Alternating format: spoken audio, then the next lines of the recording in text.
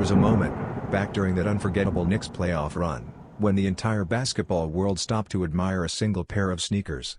It happened in Game 2 against the Pacers. New York was fighting hard, already staring at a 0-2 deficit, but Jalen Brunson gave fans something else to remember that night. He stepped onto the court wearing the Nike Kobe 6 Protro Statue of Liberty, and for a second, all eyes locked on the floor.